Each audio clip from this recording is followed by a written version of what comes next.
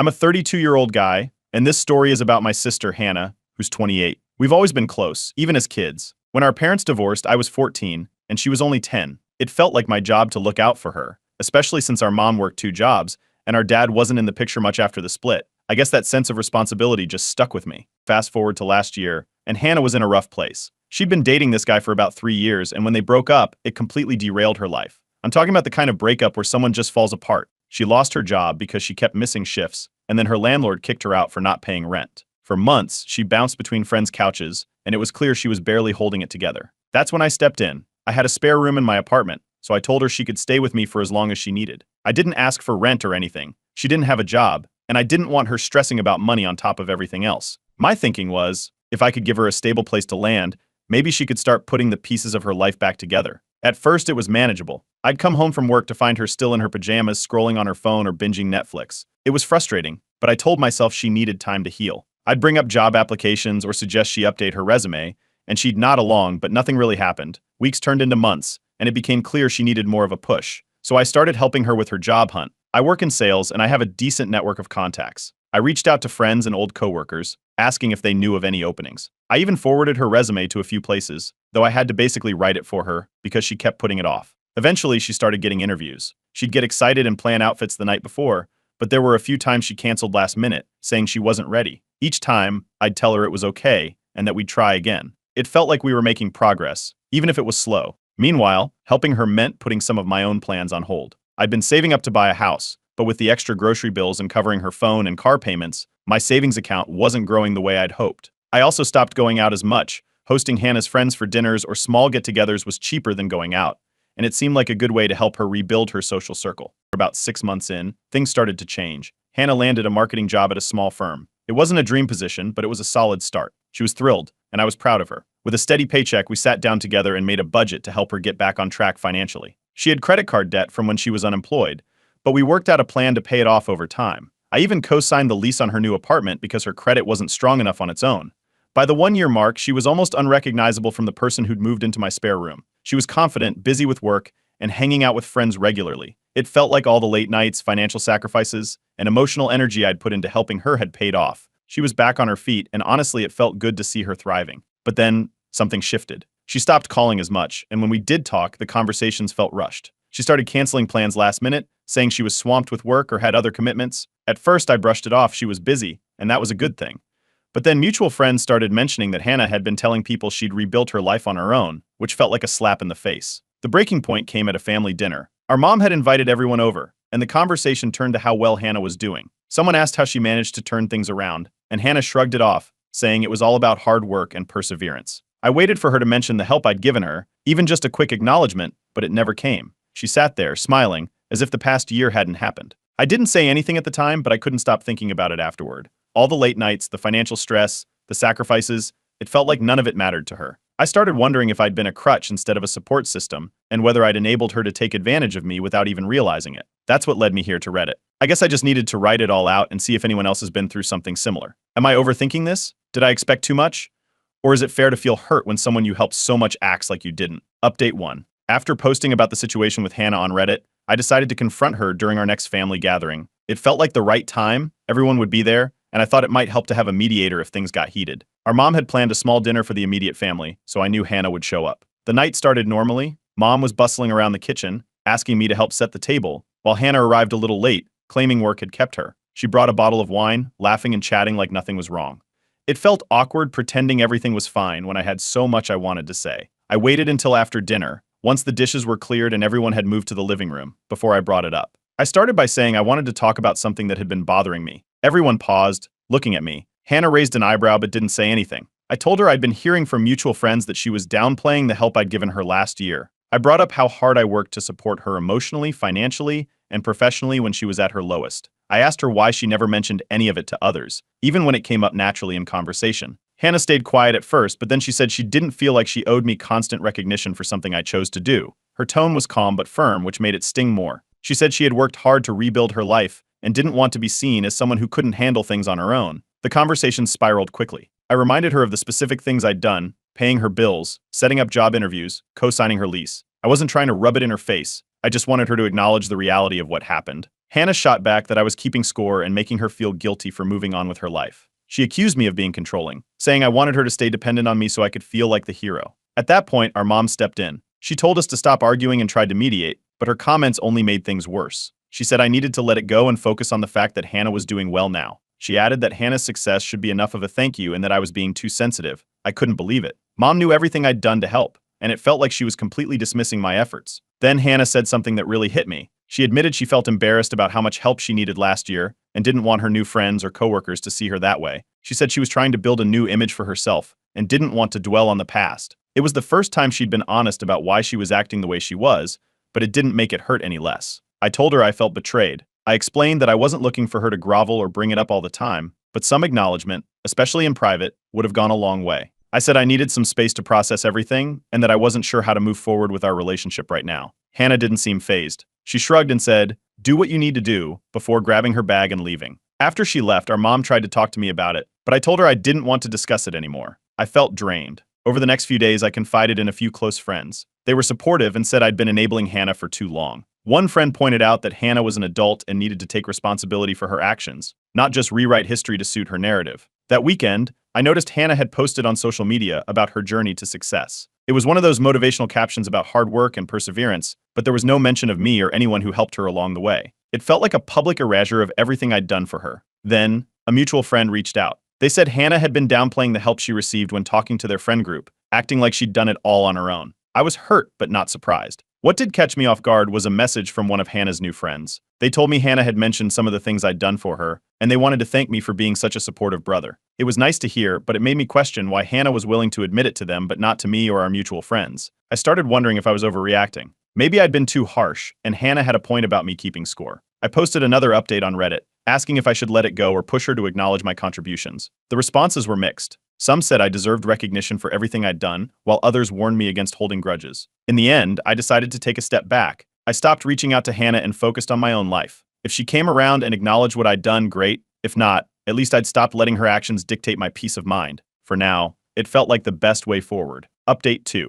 It's been weeks since the argument at the family dinner, and Hannah hasn't reached out. I decided early on that I wouldn't be the one to break the silence this time. Part of me thought she might come around, but instead, there was just nothing. I spent most of those weeks focusing on work and catching up with friends I hadn't seen in a while. It felt like I was starting to get my life back. Then, I ran into Hannah unexpectedly at a party hosted by one of our mutual friends. I wasn't planning to go, but a friend convinced me at the last minute. When I arrived, I saw her almost immediately. She was standing by the bar, laughing with a group of people I didn't recognize. She looked polished, like she was perfectly put together. I went over to say hi, and she greeted me politely. But it was distant, like we were acquaintances, not siblings. We exchanged a few pleasantries, and I tried to steer the conversation toward what had happened between us. I asked if we could talk, even just for a few minutes. She glanced around and said she was too busy catching up with everyone. Before I could say much else, she introduced me to her new boyfriend, who was standing nearby. He seemed nice enough but completely oblivious to the tension. As the night went on, I noticed how easily Hannah seemed to fit into this new circle of friends. At one point, she stood up to give a little toast about how proud she was of her latest career milestone, a promotion at work. She talked about how hard she'd worked to climb the ladder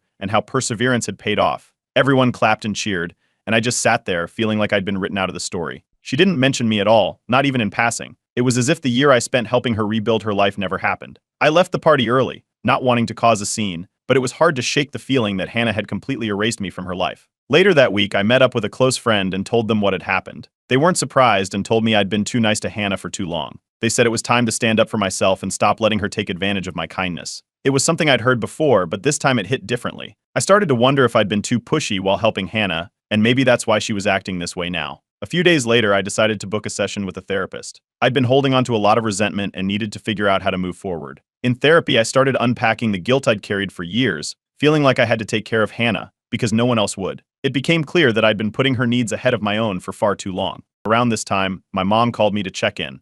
The conversation quickly turned to Hannah, and she told me I needed to stop keeping score and just focus on my own life. She said Hannah had been through enough and didn't need me adding to her stress. It was frustrating, but I didn't argue. I just let her talk and ended the call as quickly as I could. As I was reviewing my finances that week, I realized I was still paying off debt from the time Hannah stayed with me. Between covering her bills, co-signing her apartment lease, and all the little expenses that added up, it was a bigger burden than I'd fully acknowledged before. It felt like I was still cleaning up the aftermath of her rough patch while she was out living her best life. Then, out of the blue, Hannah texted me. She didn't mention the argument or anything that had happened. Instead, she asked for help with a new project at work. She said she needed someone to proofread a report she was putting together. The message was casual, like nothing had ever happened between us. I thought about it for a while before responding. Eventually, I told her I was too busy to help. It wasn't a lie, I had a lot on my plate, but it was also about setting boundaries. I couldn't keep dropping everything to bail her out, especially when she hadn't even acknowledged what I'd already done. Hannah didn't take it well. She sent a follow-up message accusing me of being petty and holding a grudge. She said she thought we were past all that, and that she didn't understand why I was being so difficult. I didn't reply. It felt like there was no point in arguing with her. I updated Reddit about the situation, asking if I was wrong to say no to her request. The responses were mixed. Some people said I was justified in setting boundaries, while others warned me about letting resentment take over. A few even suggested I apologize and try to rebuild the relationship, but I wasn't sure if that was the right move. For now, I've decided to keep focusing on therapy and working through my own feelings. If Hannah wants to reach out and have an honest conversation, I'm open to it. But I'm done being the one who always makes the first move. Update 3. After posting my second update on Reddit, things took an unexpected turn. The post gained a lot of traction, with hundreds of comments pouring in. Most people supported my decision to set boundaries with Hannah, though a few pointed out that cutting her off entirely might make things worse in the long run. The mixed feedback gave me plenty to think about, but I stood by my decision not to help her with the project. I thought that would be the end of it, but Hannah had other plans. Over the next week, mutual friends started reaching out to me. Apparently, Hannah had been venting to anyone who would listen. She'd framed the situation in a way that made it sound like I was jealous of her success and refusing to support her out of spite. One friend even told me Hannah said I'd always been competitive with her, which couldn't have been further from the truth. Hearing this only solidified my decision to keep my distance. Then my parents got involved. Mom called me one evening, clearly upset. She told me Hannah had mentioned I refused to help her with her project and that she didn't understand why I was being so petty. Mom said I needed to forgive and forget because Hannah was my sister and family should always come first. I tried to explain my side, but she wasn't interested. It was frustrating, but I stayed calm and told her I wasn't going to change my mind. That same week, I had another therapy session. We talked about how my parents' tendency to side with Hannah had always made me feel like I had to step up and fix things. For the first time, I realized I didn't have to play that role anymore. My therapist encouraged me to set boundaries not just with Hannah, but with my parents too. It wasn't easy, but I started pushing back when they tried to guilt trip me. Meanwhile, I started digging into my finances again, trying to clean up the mess left over from last year. That's when I realized I was still tied to Hannah's apartment lease. Co-signing had felt like the right thing to do at the time, but now it was a constant reminder of how much I'd sacrificed. I reached out to a lawyer to see if I could remove my name from the lease, but it turned out to be more complicated than I expected. I'd need Hannah's cooperation, which I doubted I'd get. Around the same time, I heard through a mutual friend that Hannah was struggling at work. She'd missed a deadline on a big project and was getting heat from her boss. The friend suggested I should reach out to her, but I wasn't sure what good that would do. Every time I tried to help Hannah, it seemed to blow up in my face. A few days later, Hannah sent me a text. It was passive-aggressive, accusing me of abandoning her when she needed me most. She didn't ask for help directly, but it was clear she wanted me to swoop in and fix things again. I didn't respond. Instead, I focused on my own progress in therapy and at work. For the first time in a long time, I felt like I was starting to move forward. That didn't stop Hannah from escalating things. One of our mutual friends told me she'd lashed out after they suggested she was being unfair. Hannah doubled down, saying she'd done nothing wrong and that I was the one creating drama. Then she took it public. She posted a vague rant on social media about selfish family members who abandon you when you're finally doing well. While she didn't name me directly, anyone who knew us could tell who she was talking about. The post sparked a mini drama in our extended family. Relatives I hadn't heard from in years started reaching out, asking what was going on. I kept my responses short, refusing to air dirty laundry, but it was exhausting. Despite the temptation, I didn't respond to Hannah's post. Engaging would have only made things worse. Amid all this chaos, something good finally happened. I got a promotion at work, a goal I'd been working toward for years, but had put on hold while supporting Hannah. The timing couldn't have been better. A few days later, an old family friend who didn't know about the drama reached out to congratulate me. They mentioned how proud my parents must be, and while I didn't correct them, it was a reminder that I didn't need Hannah's validation to feel accomplished. The family tension reached its peak when I decided to skip an upcoming gathering. I told my parents I wouldn't attend if Hannah was there, explaining that I didn't want to be in a toxic environment. They weren't happy, but I stood my ground. It was the first time I'd prioritized my own peace over keeping the family happy, and it felt like a step in the right direction. When I posted this third update on Reddit, it blew up even more than the last one. People flooded the comments with messages of support, telling me I was right to set boundaries and stop enabling Hannah. Many called out my parents' enabling behavior, saying it was time they held Hannah accountable instead of expecting me to fix everything. Reading those comments was validating and reminded me I wasn't alone in this. For now, I'm focusing on myself and keeping my distance from Hannah. Whether she comes around or not, I know I'm making the right choice for my own well-being. Update 4. A few weeks after my last update, Hannah's professional struggles went from bad to worse. I heard through the grapevine that a major project she'd been leading at work had completely flopped. Not only did she miss a key deadline, but the final presentation fell apart, costing her team a big client. As a result, she was demoted. It wasn't hard to imagine how this news had gone over with her new circle of friends and coworkers, the very people she'd been trying to impress. I braced myself for the inevitable fallout, and sure enough, it wasn't long before my parents called. My mom was especially upset, claiming I'd abandoned Hannah during a critical time. She reminded me of how much Hannah had been struggling and implied that if I'd helped her with her project when she asked, things might have turned out differently. I calmly reminded her of everything I'd already done for Hannah, the year she lived with me rent-free, the bills I'd paid, the job interviews I'd lined up. I told her I couldn't keep sacrificing my time and resources for someone who refused to acknowledge it. That didn't go over well. Mom insisted family was supposed to stick together, but I held firm and ended the call. Not long after, I got a notice from Hannah's landlord. Apparently, she'd missed her last 2 rent payments, and since I was still listed as a co-signer on her lease, they were letting me know my credit could be affected if the situation wasn't resolved soon. This was the breaking point for me. I couldn't keep letting Hannah's decisions impact my financial stability. I reached out to Hannah directly, giving her an ultimatum: either she started paying her rent on time, or I would take legal steps to remove myself from the lease. Her response was as dramatic as I expected. She accused me of being heartless and brought up all the little things she'd done for me over the years, as if that balanced out the thousands of dollars I'd spent helping her get back on her feet. She refused to take responsibility and even implied that I owed her for always being there for me growing up. It was clear we weren't going to resolve this easily. Frustrated, I turned to Reddit again, updating everyone about the situation and asking for advice. The response was overwhelming. Comment after comment encouraged me to protect my financial future and stop enabling Hannah's irresponsibility. Some users even shared similar experiences with entitled family members, which made me feel less alone. The consensus was clear: I needed to take action. With that encouragement, I went back to my lawyer and started the process of removing my name from the lease. It wasn't easy, but with the legal notice in place, Hannah had no choice but to take over full responsibility for the apartment or face eviction. Predictably, she didn't handle it well. She called me, furious, claiming I was ruining her life. I didn't engage. I was done being the safety net she took for granted. The fallout with my family was immediate. My parents were livid, accusing me of pushing Hannah to the brink. Mom even suggested I should have covered the rent myself to avoid the situation escalating. I reminded her that Hannah was an adult and that this was a consequence of her own choices. It was a tense conversation, and for the first time I felt like there was a real divide between us. As expected, Hannah couldn't manage the rent on her own and was eventually evicted. She moved in with a friend, though she made sure everyone knew she blamed me for her situation. She told anyone who would listen that I'd abandoned her and left her to fend for herself when she needed me most. It was frustrating, but I refused to let it get to me. For the first time in years, I felt a sense of relief. With the lease issue resolved, I no longer had to worry about Hannah's financial decisions affecting me. Therapy helped me understand that I'd spent too much of my life trying to fix things for Hannah, and it was okay to step back and focus on myself. It wasn't easy, but it was necessary. A few weeks later, Hannah sent me a text. It was a half-hearted apology, something about how she didn't mean to hurt me and hoped we could move past everything. It felt more like desperation than genuine remorse. I didn't respond. I wasn't interested in opening that door again without real accountability from her. Since then, I've been focusing on my own goals. I've started saving for a house again, and even booked a solo trip abroad, something I'd always wanted to do but had put off because of Hannah. Life feels lighter without the constant stress of her drama weighing me down. As for Hannah, I've heard from mutual friends that she's still struggling to get her life together. Part of me hopes this experience will be a wake-up call for her, but I'm not holding my breath. For now, I'm choosing to maintain my distance and keep growing on my own terms. It's not easy, but it's the healthiest choice I've made in years. Update 5. It's been a few months since my last update, and a lot has changed. After cutting ties with Hannah and resolving the lease situation, my life took a turn for the better. For the first time in years, I've been able to focus on myself, and it's been a relief to live without constant drama. Our work has been going great. The promotion I mentioned in my last update opened up new opportunities, and I've been thriving in my role. With the extra income, I started saving for a down payment on a house, a goal I'd put off for years while helping Hannah. I also started dating seriously again and met someone I really click with. It feels good to be moving forward. Therapy has been a game changer. Over time, I've worked through a lot of the guilt and responsibility I'd carried for Hannah since we were kids. I finally understand that it's not my job to fix her life or absorb the fallout from her decisions.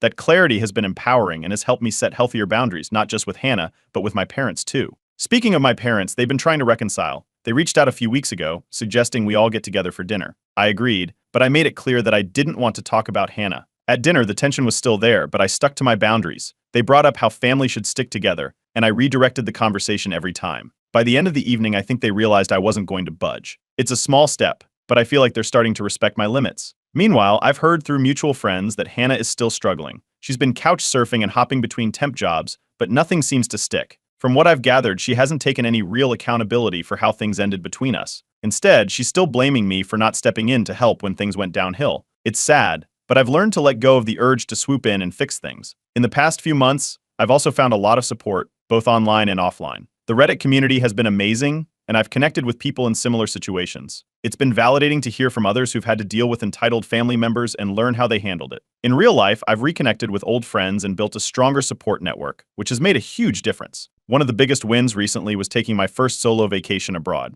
It's something I'd always wanted to do, but I could never afford it while supporting Hannah. Booking that trip felt like a milestone, a tangible reminder of how far I've come. I spent 2 weeks exploring a new country, eating amazing food, and just enjoying the freedom of doing something purely for myself. It was exactly what I needed. Of course, the extended family couldn't resist getting involved. A few relatives reached out after hearing about the fallout with Hannah, urging me to make peace. Some even implied I was being too harsh and needed to let bygones be bygones.